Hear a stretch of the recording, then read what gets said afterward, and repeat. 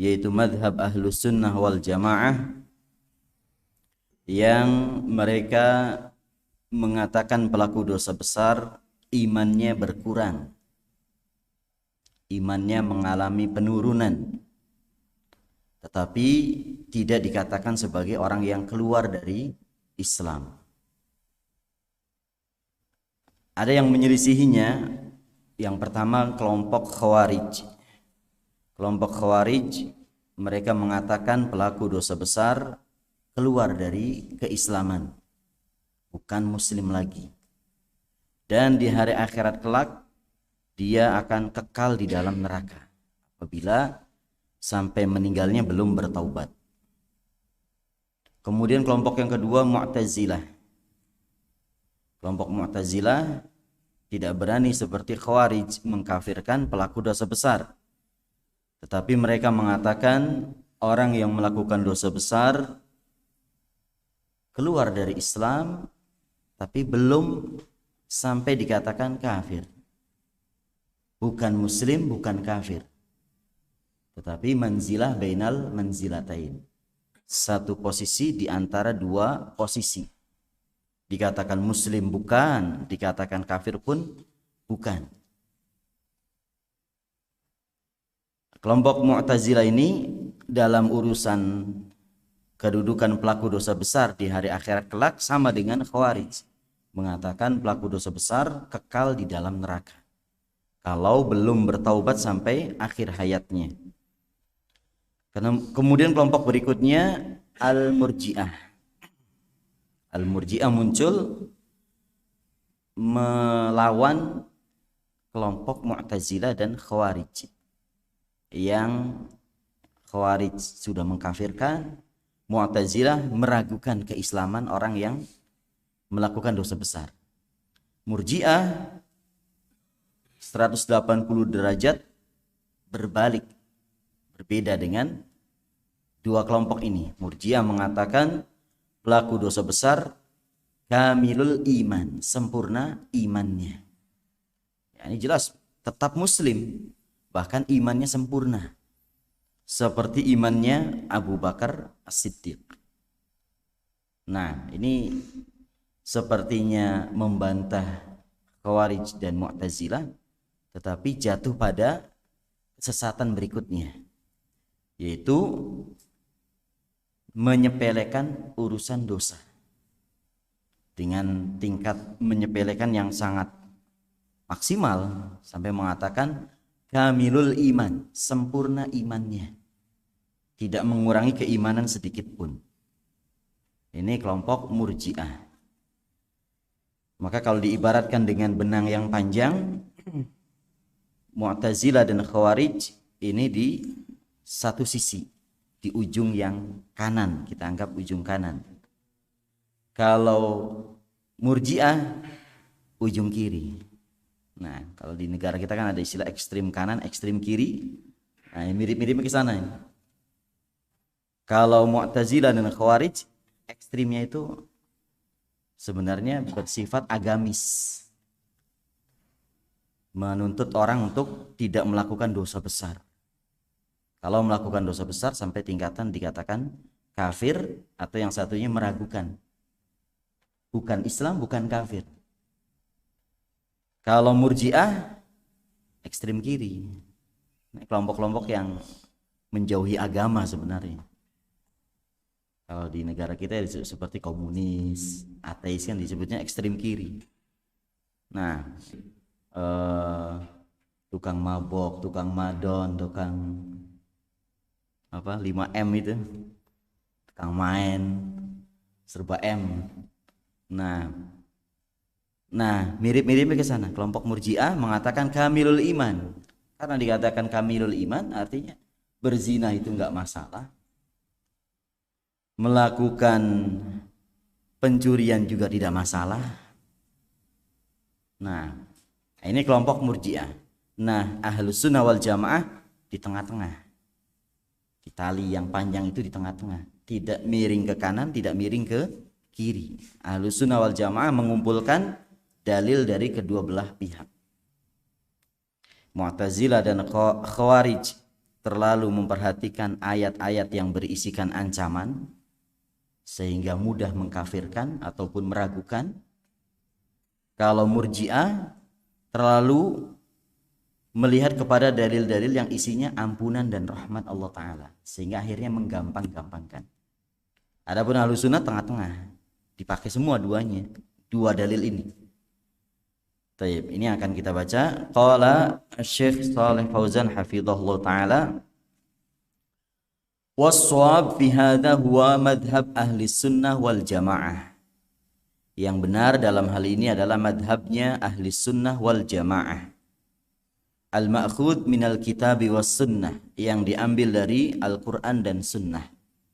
Dan perbedaan pendapat di sini bukan beda pendapat yang sekedar beda dalam memahami ayat dan hadis yang dikenal dengan khilaf afham, beda dalam memahami saja. Tetapi di sini khilafnya khilaf tadad, beda pendapat yang sifatnya sudah berlawanan, nggak mungkin disatukan. Ibaratnya seperti air dan minyak, selalu posisinya minyak di atas, air di bawah. Nah, antum kocok sedemikian rupa juga, setelah selesai minyak ke atas lagi, air ke bawah. Gak mungkin bersatu antara air dengan minyak secara sempurna. Mesti akan ada perbedaan di antara dua sifat ini. Taib, di antara dua benda ini. Nah, perbedaan Ahlus Sunnah wal Jamaah dengan Khawarij, Mu'tazilah dan Murji'ah dalam masalah menyikapi pelaku dosa besar ini, perbedaan yang tidak mungkin bersatu. Inilah yang berlaku padanya ayat famadza ba'dal haqqi illa dhalal. Maka apalagi setelah itu kecuali kesesatan. Apalagi setelah kebenaran kecuali pasti kesesatan. Nah, karena ini urusannya adalah berpegang dengan dalil dan melawan dalil. Yang mengatakan pelaku dosa besar kafir melawan dalil. Dalil-dalil yang berisikan ampunan Allah Subhanahu wa taala. Yang mengatakan pelaku dosa besar kamilul iman melawan dalil. Berlawanan dengan dalil-dalil yang menyebutkan pelaku dosa besar itu sebagai sesuatu yang mengurangi imannya, sesuatu yang mengurangi dia nilainya di sisi Allah Subhanahu wa taala dengan adanya ancaman-ancaman Allah Subhanahu wa taala. Nah, ini perbedaannya seperti antara Nasoro, Yahudi dan Muslimin dalam masalah menyikapi Nabi Isa itu siapa. Yahudi mengatakan Nabi Isa anaknya pelacur, atau bukan pelacur, pezina. Maryam telah berzina. Nasara mengatakan Nabi Isa adalah anak Allah. Kaum muslimin mengatakan Nabi Isa adalah hamba dan utusan Allah. Manusia biasa tapi rasul. Nah, ini nggak mungkin bersatu. Dan perbedaan pendapatnya bukan beda memahami dalil, tapi sudah menyelisih dalil. Allah Ta'ala mengatakan lam yalid wa lam yulad. Nasara mengatakan Allah punya anak. Nah, Rasulullah mengatakan Nabi Isa itu Abdullahi wa Rasuluh, hamba Allah dan Rasulnya. Yahudi mengatakan anaknya pelacur, anaknya pezina. Nah, nggak sampai dikatakan pelacur tapi pezina, anaknya pezina, orang yang sudah pernah berzina. Nah, itulah hasilnya. Nah, ini melawan dalil. Taib. Adapun khilaf afham, beda pendapat yang sifatnya beda dalam memahami, seperti masalah mandi Jumat wajib atau sunnah muakkadah, seperti berkurban itu wajib atau sunnah muakkadah. Nah, dalam masalah mandi jumhur mengatakan sunnah muakkadah, sebagian mengatakan wajib. Dalilnya sama. Ghuslu yaumil jum'ati wajibun ala kulli muhtalimin. Hadits Abu Sa'id Al-Khudri. Mandi di hari Jumat wajib bagi setiap orang yang ihtilam. Sama pakai dalil itu juga. Kalau jumhur ulama mengatakan wajib di sini adalah sunnah muakkadah, sangat ditekankan sampai Rasulullah mengatakan wajib. Kalau yang lainnya mengatakan wajib di sini ya sesuai zahirnya wajib. Berarti hukumnya wajib. Seperti nampaknya kuat yang mengatakan wajib karena Nabi mengatakan wajib. Tapi memang di zaman Nabi juga belum ada istilah sunnah, wajib, makruh, belum dikenal.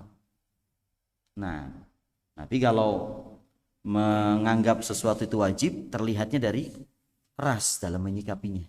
Menyikapi orang yang meninggalkannya. Seperti sholat jamaah. Sampai akan membakar hidup-hidup orang yang meninggalkan sholat, membakar rumah-rumah orang yang meninggalkan sholat berjamaah.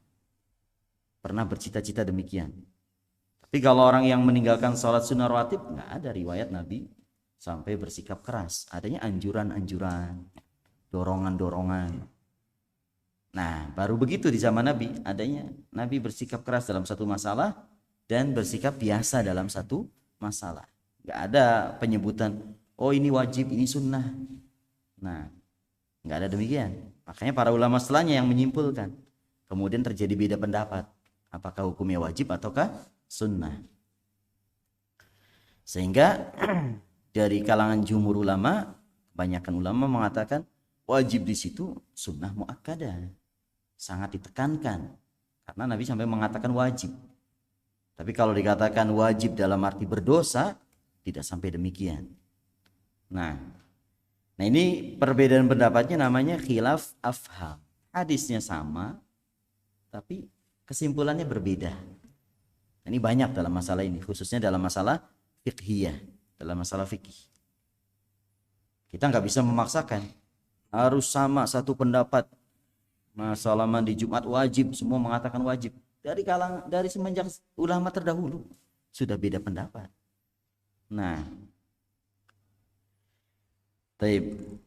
makanya ada penukilan pernah disampaikan kepada Imam Malik, bagaimana kalau Muwatta itu dijadikan rujukan negara. Semua harus ikut madhabnya Imam Malik. Kemudian beliau menolak. Jangan dijadikan madhab beliau sebagai satu standar. Biarkan manusia tetap sesuai dengan apa yang mereka pahami. Nah ini khilaf afham. Ini beda pendapat yang sifatnya beda pemahaman.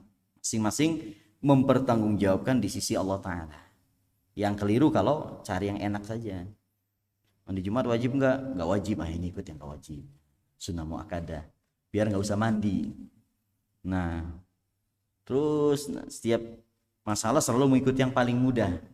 Ini akan siap menghadapi pertanggungjawaban di sisi Allah. Kalau engkau tahu bahwa yang lebih kuat wajib, kenapa ngambil yang mudah? Nah, barakallahu fikum. Kemudian kata beliau, maka yang benar di sini adalah mazhabnya ahli sunnah wal jamaah, yang mengatakan pelaku dosa besar tidak keluar dari keislaman, masih seorang yang beriman, tetapi imannya mengalami penurunan. Naqisul iman, kurang imannya. Fal khawarij wal mu'tazilah, adapun khawarij dan mu'tazilah, yuqalu lahum, dikatakan juga kepada mereka al-wa'idiyah. Ini istilah lainnya. Kalau dikatakan kelompok al-wa'idiyah, maksudnya khawarij dan mu'tazilah. Wa'id artinya ancaman.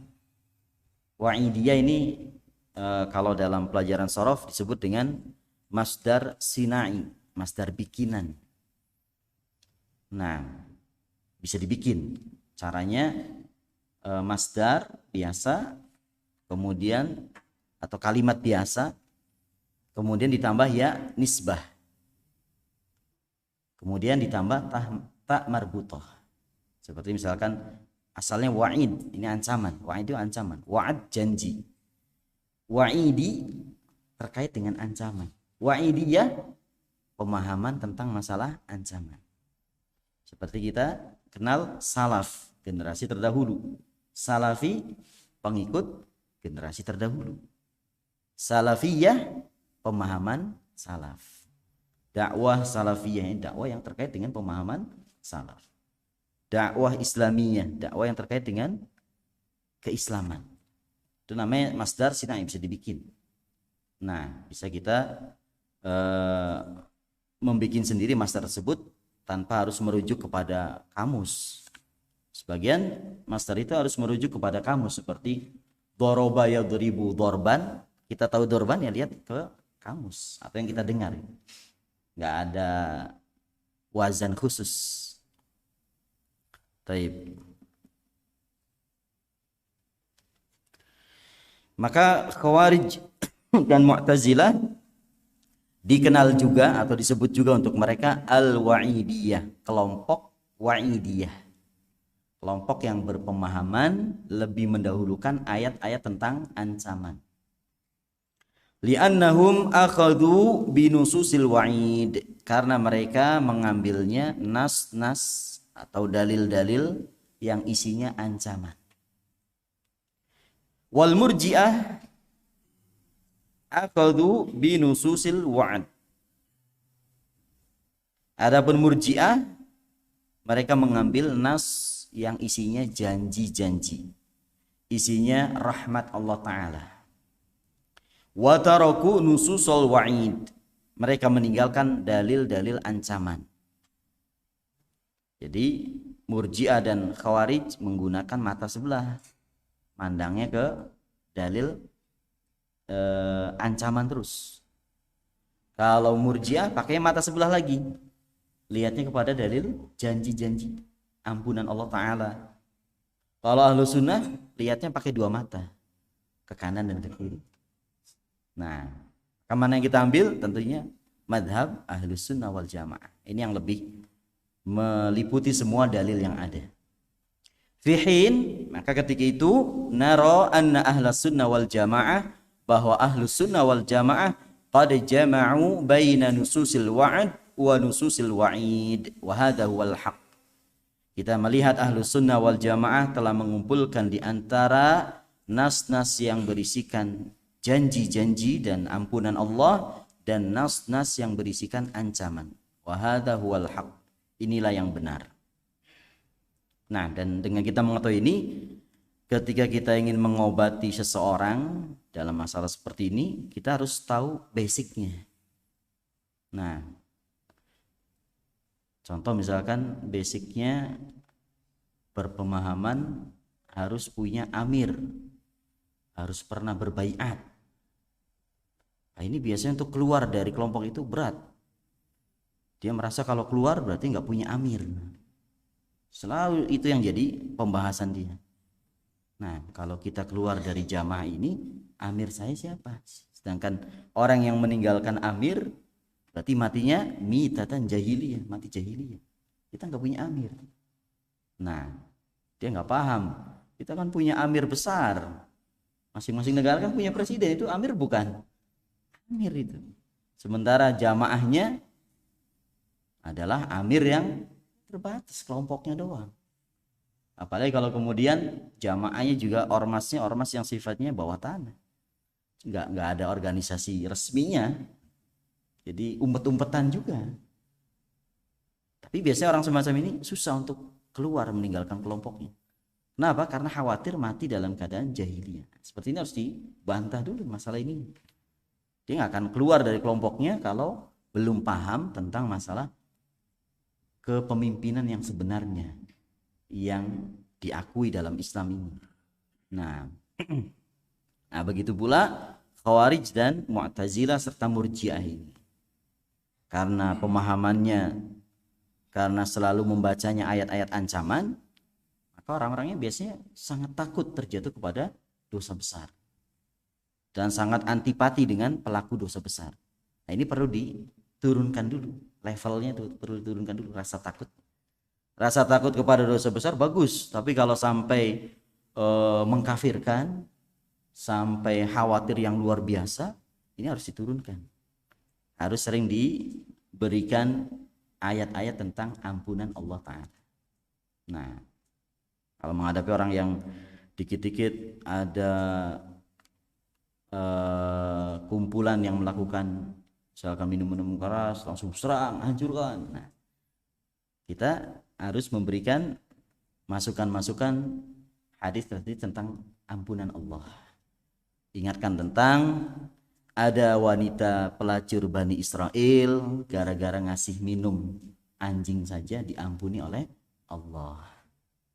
Berarti ampunan Allah itu luas. Nggak mesti harus sampai bertaubat luar biasa. Kadang ada juga yang diampuni oleh Allah gara-gara sekedar ngasih minuman air kepada anjing saja. Nah, orang-orang seperti ini harus diturunkan dulu level terlalu takut kepada dosa besarnya. Nah, sebagian lagi ada yang takut kepada dosa besar, akibatnya lain lagi. Kalau Khawarij kan sampai meninggalkan, sampai mengkafirkan. Ada lagi yang takut kepada dosa besar, akhirnya nggak mau bertaubat. Saya ini pelaku dosa besar, saya ini pelaku maksiat, bagaimana mungkin diterima taubatnya oleh Allah? Ya sudahlah, nggak usah bertaubat. Ini juga khauf yang tercela juga ini. Khauf yang tercela. Karena sangat takut kepada Allah, akhirnya nggak berani bertaubat. Ini lain lagi. Berbeda pula dengan Khawarij yang seperti ini. Nah, ini perlu diingatkan, jangan putus asa dari rahmat Allah Subhanahu wa taala. La taqnatu mir rahmatillah. Janganlah kamu berputus asa dari rahmat Allah. Qala, beliau berkata, fal ma'asi la yajuz an yuqala fiha. Maksiat-maksiat tidak boleh dikatakan padanya innaha la tadur, bahwa maksiat itu tidak berbahaya. Kama qalatil murji'ah, sebagaimana yang dikatakan murji'ah. Jelas maksiat berbahaya. Bal hiya tadur, bahkan dia itu berbahaya. Li'annaha tunaqqisul iman, karena itu mengurangi keimanan. Wa taqudu ilal kufri, dan akan mengantarkan kepada kekafiran. Ya, maksiat baridul kufri. Ini jelas. Maksiat itu pos menuju ke kekafiran. Atau istilahnya terminal, titik menuju kepada kafiran. Nah, ada dosa kecil, ada dosa besar. Kalau dosa kecil sudah dilakukan, sebelum dosa kecil ada makruh. Pertama berani melakukan yang makruh dulu. Kalau sudah berani melakukan yang makruh, mulai melakukan dosa kecil. Berani melakukan dosa kecil, mulai melakukan dosa besar. Terbiasa dengan dosa besar, sedikit lagi, tinggal kafirnya saja. Ya terbiasa nggak sholat, Jumat nggak pernah datang, sehari-harinya mabok, judi, kemudian lebih lagi dari itu datang ke tempat-tempat keramat. Sedikit lagi tinggal keluar dari Islam. Nah, suka sesajen, suka datang ke tempat keramat, ya hampir sama dengan yang suka nyembah patung. Tinggal pindah aja, lebih merdeka lagi. Kalau masih Islam, masih ada celaan-celaan. Nah, nyembah patung kan dicela dalam Islam. Padahal perbuatannya sudah mirip ke sana. Walaupun bukan patung yang disembah, tapi sudah mirip. Kuburan yang disujudi, sudah mirip. Nah, supaya bebas dari celaan-celaan itu, dari celaan manusia karena dia seorang muslim, masuk ke agama yang lainnya. Sehingga mau sujud ke patung, mau sujud ke benda apapun bebas baginya. Nah, inilah namanya dosa itu baridul kufri. Pos menuju kepada kekufuran.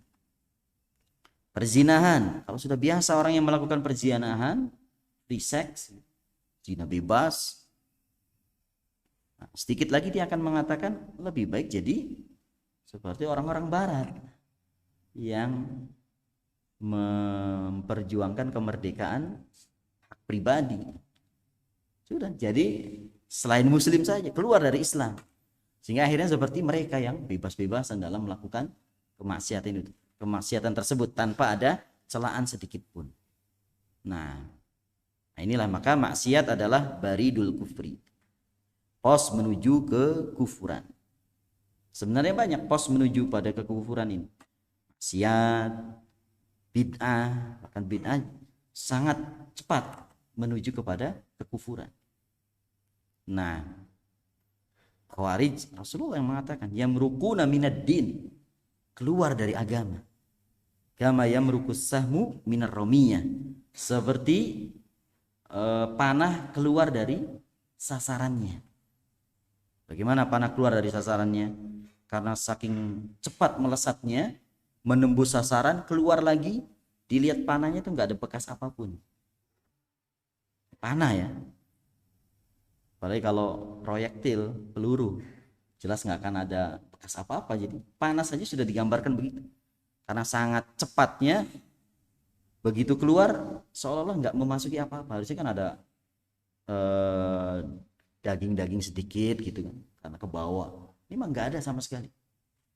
Nah, Khawarij dikatakan oleh Nabi keluar dari agama seperti cepatnya panah tadi, sampai seperti nggak ada bekas. Sampai kalau kita lihat lukanya juga depan belakang kayak luka dikit aja. Nah, kalau dekat sekali kena tembakan ataupun panah seperti itu kondisi kita lihat, seperti cuma sekedar lubang dikit, itu pun nggak besar-besar. Nah itulah dikatakan Khawarij juga keluar dari agama, sehingga para ulama ini ada semacam beda pendapat juga dalam masalah ini, apakah Khawarij itu keluar dari Islam ataukah tidak. Karena ungkapan-ungkapan Nabi itu menunjukkan keluar dari Islam, yang merukuna minad-din, keluar dari agama. Nah tapi yang lebih kuat, Khawarij tidak keluar dari agama, seperti berkatanya Ali bin Abi Thalib yang mengatakan hum bughoh, mereka itu pemberontak, mereka itu orang yang melawan kami, tapi mereka bukan orang yang keluar dari keislaman. Ini perkataan Ali bin Abi Thalib radhiyallahu anhu, au kama qala, atau yang seperti diucapkan oleh beliau. Maka maksiat jelas mengurangi iman, tidak sesuatu yang tanpa bahaya, bagaimana perkataannya Murji'ah. Nah, ini sebenarnya ini yang kita rasakan. Kalau kita lagi banyak bermaksiat, kira-kira baca Qur'annya berkurang nggak? Pasti berkurang.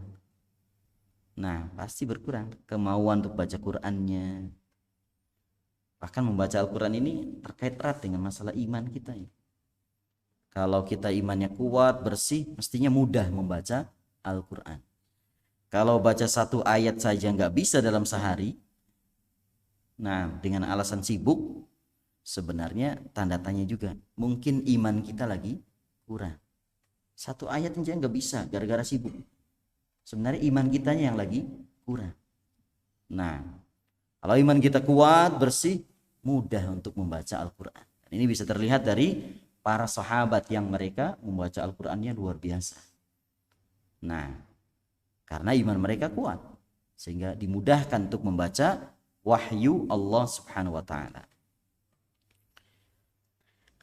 Wala yuqalu anha, dan tidak dikatakan juga tentang maksiat innaha tukhriju minal millah, bahwa maksiat mengeluarkan dari agama.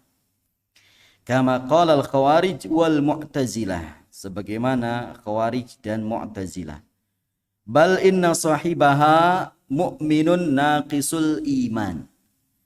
Justru yang benar, pelaku dosa besar adalah mukmin yang naqisul iman, kurang imannya. Mukmin tapi kurang imannya. Nah, tidak mungkin kita mengatakan orang yang datang sholat jamaah sama dengan orang yang nggak datang sholat jamaah. Jelas beda. Secara naluri kita juga akan mengatakan beda. Orang yang sibuk dagang, sebagian lagi sholat jamaah, mana yang lebih baik ini secara agama? Pasti kita akan mengatakan yang lagi jamaah ini lebih baik daripada yang lagi dagang. Nah, walaupun mengatakan hukumnya fardu kifayah, walaupun mengatakan sholat jamaah hukumnya sunnah muakkadah, kalau ditanya mana yang lebih baik kondisinya sekarang ini, antum lagi dagang, yang ini lagi sholat jamaah. Nah pasti akan mengatakan yang sholat jamaah lebih baik, saya punya kekurangan. Nah, pasti mengatakan demikian. Kemudian Murji'ah berusaha menghapus pemahaman seperti ini, mengatakan ya sama saja, yang sholat yang dagang sama saja, nggak ada bedanya. Nah ini melawan fitrah manusia, melawan naluri yang ada pada kita. Fahuwa mu'minun bi imanihi fala yu'ta al-imanul mutlaq. Maka orang yang melakukan dosa besar mukmin dengan keimanannya tersebut, Kemudian dia tidak diberikan al-imanul mutlak. Al-imanul mutlak yakni al-imanul kamil. Tidak diberikan iman yang sempurna. Kama qalal murji'ah, sebagaimana yang dikatakan murji'ah. Murji'ah mengatakan pelaku dosa besar kamilul iman. Wala yuslab minhu mutlaqul iman, tidak dicabut darinya mutlaqul iman. Kalau mutlaqul iman apa? Aslul iman. Bedakan, kalau al-imanul mutlak maksudnya al-iman al-kamil, iman yang sempurna.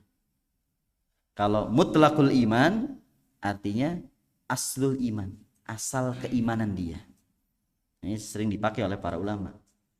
Murji'ah mengatakan bahwa orang yang melakukan dosa besar dia kamilul iman, artinya memiliki al-imanul mutlak.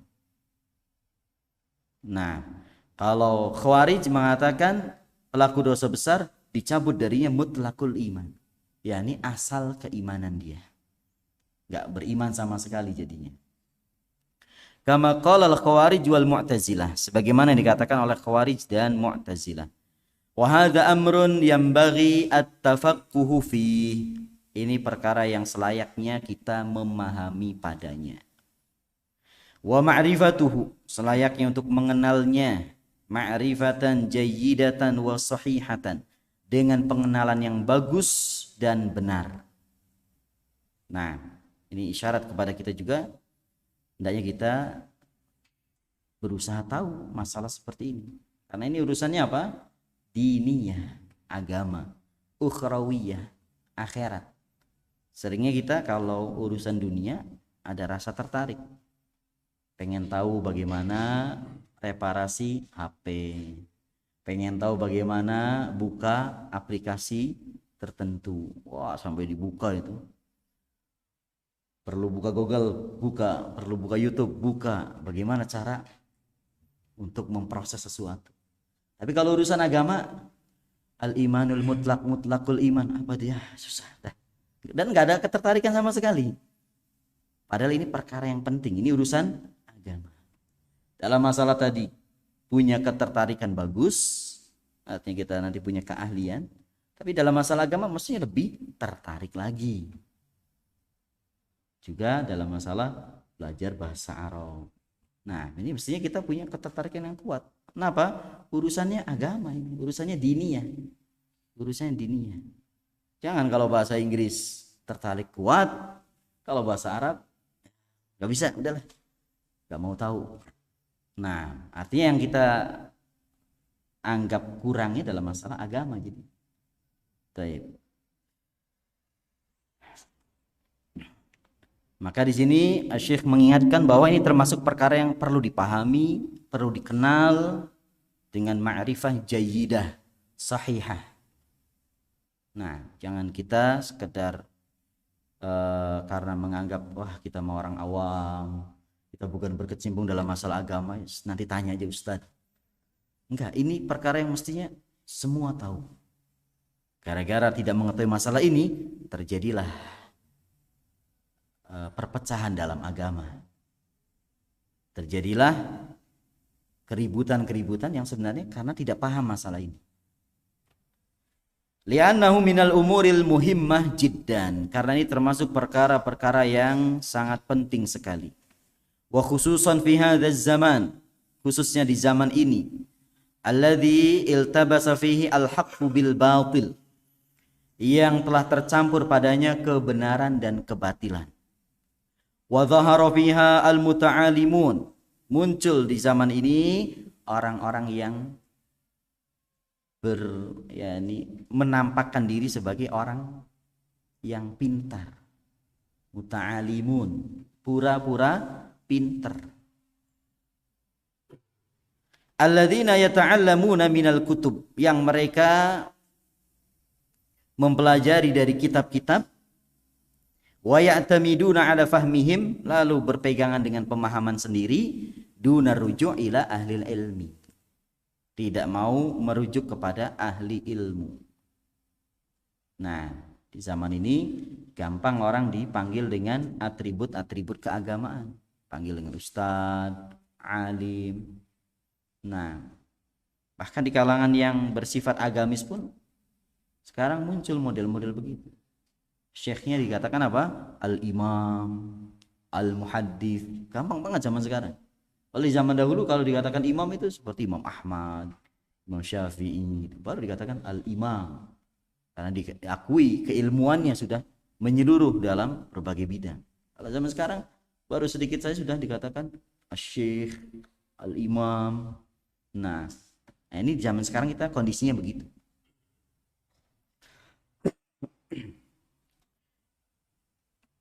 Waqad ikhtalatat alaihimul umur.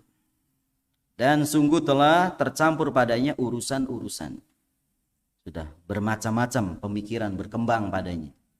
Nah, dan yang perlu kita sadari di sana ada orang-orang yang dikatakan dai, ustadz, ada juga yang dikatakan alim. Kadang mungkin alim kalah terkenalnya dibandingkan dengan dai, dibandingkan dengan seorang khatib. Khatib berceramah pintar sampai orang menangis semua. Ada seorang alim yang hadir cuman 10 orang, 7 orang. Nah, kita harus bisa membedakan urusannya. Ini walaupun seorang penceramah terkenal sampai bikin orang nangis, sampai bikin orang terpana dengan apa yang dia paparkan, yang hadir sampai ribuan atau ratusan ribu orang. Tapi kalau dari sisi ilmu, sebenarnya alim ini yang lebih diambil harusnya. Nah, ya mungkin kita mengambil faedah dari seorang dai yang bisa menyampaikan dengan bagus ini dari sisi bisa membuat kita takut kepada Allah, bisa mengingatkan. Tapi kalau masalah fatwa, masalah hakikat yang sebenarnya, kita kembali kepada siapa? Alim yang sebenarnya. Jangan melihat kepada followers, ya, pada pelanggan. Lihat yang like-nya sudah 12.000, wah, 80.000. Seolah-olah kita menganggap dia sebagai alim kabir. Kita lihat latar belakangnya, belajarnya dulu di mana, kemudian apa kemampuan dia. Nah, kemudian kita bertanya sesuai dengan funnya dia, sesuai dengan bidangnya dia. Nah, ini yang mesti kita menyadarinya. Jangan sekedar melihat, wah banyak yang hadir, banyak yang mengikuti. Disebutkan ya di zaman Syekh bin Baz saja, Syekh bin Baz kan terkenal nih, mufti Saudi. Itu kalau yang hadir di Syekh bin Baz paling beberapa orang aja, berapa gelintir, puluhan paling, atau kadang beberapa orang. Tapi kalau yang hadir di majelisnya Salman Al-Auda ketika itu, Safar Al-Hawali yang kemudian ditangkap oleh pemerintah Saudi, sempat ditangkap oleh pemerintah Saudi, yang hadir banyak. Sehingga orang kalau melihat kenyataan seperti ini akan terbalik pikirannya, seolah Syekh bin Baz kalah ini, hadir cuma 4 orang, 8 orang. Kalau Syekh yang ini yang hadir, Masya Allah masjid penuh. Nah, ini cobaan bagi kita. Mestinya kita mengenal mana dai yang betul-betul alim, betul-betul ulama, mana yang sebenarnya sekedar penceramah. Nah, mana yang sebenarnya sekedar pandai dalam menyampaikan, tapi secara keilmuan tidak sampai seperti itu. Nah, yang kita jadikan sebagai rujukan ya ini. Dan kita lihat bagaimana perkembangannya. Nah, kata Allah Ta'ala apa? Wa la ta'lamunna naba'ahu ba'dahin, dalam surat Shad. Kalian akan mengetahui beritanya setelah waktu, setelah berjalan waktu. Lihat Syekh bin Baz sekarang fatwanya dipakai. Tapi kalau Salman Al-Auda, Safar Al-Hawali mana? Orang nggak kenal sekarang. Nah, hanya orang-orang tertentu mungkin kenal. Tapi kalau Syekh bin Baz rahimahullah yang ketika itu kelihatannya yang hadir itu sedikit. Tapi yang hadir Masya Allah sebenarnya dokter-dokter yang hadir. Sedikit tapi yang hadir ini orang-orang yang berkualitas juga sebenarnya. Nah, tapi sekarang yang dipakai fatwanya Syekh bin Baz di mana-mana. Orang kalau sudah Berkata Syekh bin Bas, dilihat ini alim. Nah ini kita harus pandai-pandai memilah dan memilih mana yang benar-benar jadi rujukan. Bukan sekedar lihat pelanggannya banyak, yang ikutan di medsosnya banyak. Dan sekarang muncul lagi dai medsos. Di medsos pengikutnya banyak, di kampungnya sendiri kadang nggak dikenal. Nggak dikenal juga, ya dikenal cuma Bapak Fulan, nggak terkenal banget sebagai dai di tempatnya. Nah ini tentunya urusannya beda lagi. Yang jelas standar kita ilmu, kita menilai seseorang dari sisi keilmuannya dan juga ketakwaannya kepada Allah Subhanahu wa taala. Kata beliau, wa qad ikhtalatat alaihimul umur. Sungguh telah bercampur urusan bagi mereka. Fadhahara man yukaffirun nas. Muncullah orang yang mengkafirkan manusia, ka'amthalil khawarij, seperti permisalan khawarij. Wa dhahara man yatasahalu fi dzalik wa hum al-murji'ah. Muncul juga orang yang bermudah-mudahan dalam masalah maksiat, mereka adalah murji'ah. Nah, ya walaupun sekarang nggak mengatakan dirinya khawarij, nggak mengatakan murji'ah, tapi pemikirannya arahnya ke situ. Yang satu sampai berani menumpahkan darah gara-gara masalah sekedar dosa-dosa besar, padahal dia bukan penguasa. Yang satu gampang-gampangan, dah nggak apa-apa. Nah ini sebenarnya modelnya yang satu ke khawarij, yang satu ke murji'ah. Fahum ala tarfai naqid, maka mereka di atas dua ujung yang saling berlawanan. Fala budda min ma'rifatil haq fi hadha wa tamassuk bihi. Mesti kita harus mengenal kebenaran dalam masalah ini dan berpegang padanya. Li'alla yanharifal insan, jangan sampai seseorang menyimpang, fayakuna ma'al mughallin, sehingga akhirnya dia bersama orang yang melampaui batas. Au ma'al mutasahilin, atau bersama orang yang bermudah-mudahan. Bal yanbaghi 'alal mar'i an yakuna mu'tadilan fi hadzal amri. Mestinya seseorang tengah-tengah dalam masalah ini. Fa innahu muzillatu aqdamin wa mudillatu afham. Karena ini adalah masalah yang bisa menenggelincirkan kaki dan menyesatkan pemahaman. Nah, bisa menyesatkan pemahaman. Di anna haula idza hakamu 'alal muslimina bil kufri, karena mereka kalau sudah menghukumi kaum muslimin dengan kekufuran, faqad istahallu dima'ahum wa amwalahum. Ini ujungnya ini. Kalau sudah mengkafirkan kaum muslimin, akhirnya menghalalkan darah dan harta mereka. Wa syaqqa 'as-satta'ah, dan mereka akhirnya membelah, merusak tongkat ketaatan, yakni memberontak. Pertama mengkafirkan kaum muslimin, berlanjut dengan menghalalkan darahnya dan hartanya, berlanjut lagi dengan memberontak. Wa hasala minhum kama hasala minal khawarij. Terjadilah dari mereka sebagaimana yang terjadi dari kalangan khawarij. Min qabl, khawarij zaman dahulu. Min safkid dima, dari menumpahkan darah. Wa idza qalu, dan apabila mereka berkata biqaulil murji'ah, kalau kelompok lagi mengatakan dengan pendapatnya murji'ah, tasallata ahlul kufri wasyarri wan nifaq. Akhirnya yang menang siapa? Orang-orang kafir, orang-orang yang berlaku buruk, orang-orang munafik. Kalau sudah orang yang dituakannya, orang yang disepukannya mengatakan melakukan dosa nggak apa-apa, siapa yang menang? Ya mereka peminum minuman keras, pemain judi. Wah ini kesempatan ini, ada tokohnya yang membolehkan. Nah dari kaum muslimin, qalu, mereka akan berkata, nahnu musaddiquna biqulubina, kami juga membenarkan dengan hati kami. Ma'artikabihim al-fawahish wal isyan, bersama mereka menjalani perbuatan keji dan maksiat. Kalau tokohnya hanya mengatakan dosa besar nggak apa-apa, tidak merusak keimanan, yang pelaku LGBT-nya menang, Gitu kan, jadi kita punya syekh yang membenarkan. Ya, berlaku padanya guru kencing berdiri, murid kencing berlari jadinya. Syekhnya mah nggak sampai mungkin melakukan homo, enggak. Orang yang betul-betul beramal soleh, cuman moderat. Judi ya nggak apa-apa, minum minuman keras nggak apa-apa gitu. Tapi mereka jadinya punya dalil gitu. Nah, ini mereka yang menang jadinya. Wa ma'ahadza kullihi, bersama dengan ini seluruhnya, yaqulun, mereka berkata, nahnu mu'minun, kami orang yang beriman.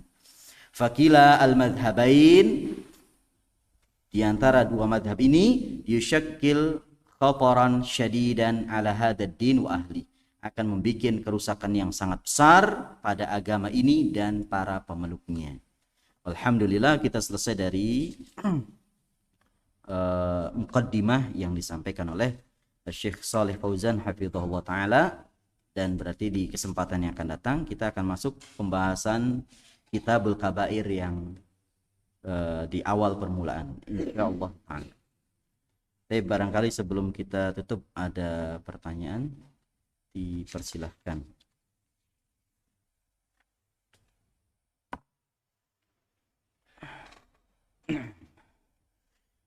Kalau tidak ada pertanyaan, ada sedikit ralat pada tanya jawab tadi malam. Pembagian riba, salah menyebutkan saja. Riba ada 3, riba fadl, kemudian riba nasi'ah, dan riba qard. Anda sebutkan riba nasakh. Yang benar riba nasi'ah. Riba fadl ada kelebihan. Riba nasi'ah dari kata nasi'ah, nasa, ini mengakhirkan. Riba qard dalam hal pinjam meminjam. Nah, riba fadl tukar menukar dalam benda-benda yang dianggap riba secara syariat, dan tukar menukarnya dengan barang yang sejenis sementara terjadi lebih padanya. Emas dengan emas, kalau lebih, salah satunya namanya riba fadl. Ditambah dengan kalau tidak kontan. Kalau riba nasi'ah terjadi pengakhiran. Ini tukar menukar antara benda ribawi, secara syariat dikatakan riba, tapi tidak sejenis, emas dengan perak. Tidak sejenis, hanya saja ilahnya sama. Emas dengan perak kan mirip, tapi barangnya beda. Nah, ini boleh beda, tapi harus kontan. Ketika tidak kontan namanya riba nasi'ah. Nah, emas 100 gram ditukar dengan 1000 gram perak, tapi nggak kontan besok. Nah, ini namanya riba nasi'ah. Atau mirip dengan ini, 100.000 rupiah ditukar dengan 80.000, uangnya bagus. Nah, ini riba fadl namanya ya, riba fadl. Kalau riba nasi'ah, kalau antum nuker 1.000 atau nuker 10.000, dikasih 9.000 dulu. Ini fadl juga ya, fadl, masih riba fadl. Kalau riba nasi'ah, dolar dengan rupiah, tapi dolarnya sekarang, rupiahnya besok. Nah, ini baru terjadi padanya nasi'ah. Jadi padanya nasi'ah. Kemudian riba qard dalam hal pinjam meminjam. Nah, itu ringkasnya demikian. Alhamdulillah tadi malam telah kita jelaskan. Mudah-mudahan lebih bisa dipahami. Segala kebaikan dan kebenaran hanya datang dari Allah Subhanahu wa taala semata. Adapun kekurangan dan kesalahan tentunya datang dari anak pribadi dan dari syaitan. Wa sallallahu ala Muhammadin wa ala alihi wa sahbihi wasallam. Wassalamualaikum warahmatullahi wabarakatuh.